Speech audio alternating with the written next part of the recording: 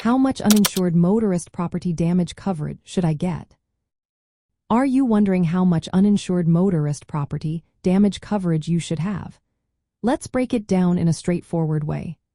Uninsured motorist property damage coverage protects your vehicle if it gets damaged by a driver who has no insurance or not enough insurance.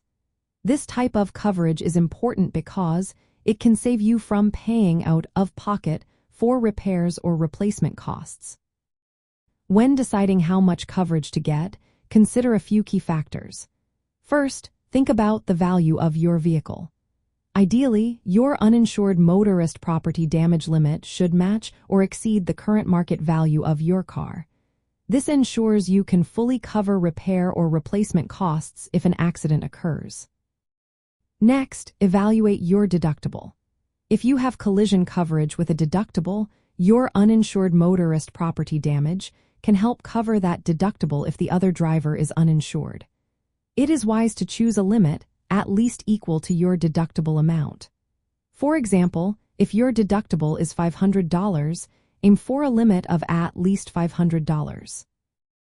Another important factor is your state's requirements. Some states have minimum uninsured motorist property damage limits. For instance, California requires a minimum limit of $3,500. However, these minimums may not be enough to cover full damages in a serious accident, so consider opting for a higher limit.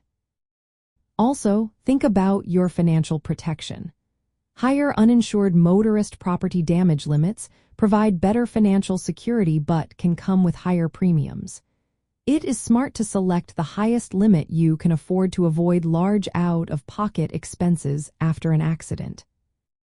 If you do not carry collision coverage, uninsured motorist property damage may be your only option for covering property damage from uninsured drivers. In such cases, having higher limits is especially important. Many insurance experts suggest carrying uninsured motorist property damage limits that at least match your vehicle's value. For example, if your car is worth $15,000, consider a limit of $15,000 or higher. Review your policy and state laws to confirm minimum requirements and coverage options. Remember, uninsured motorist bodily injury coverage is separate and focuses on medical expenses, while uninsured motorist property damage coverage is specifically for property damage.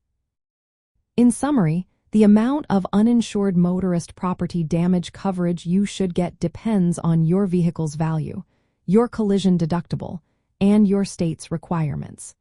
Choosing a limit that fully protects your vehicle and minimizes your financial risk after an accident is the best approach.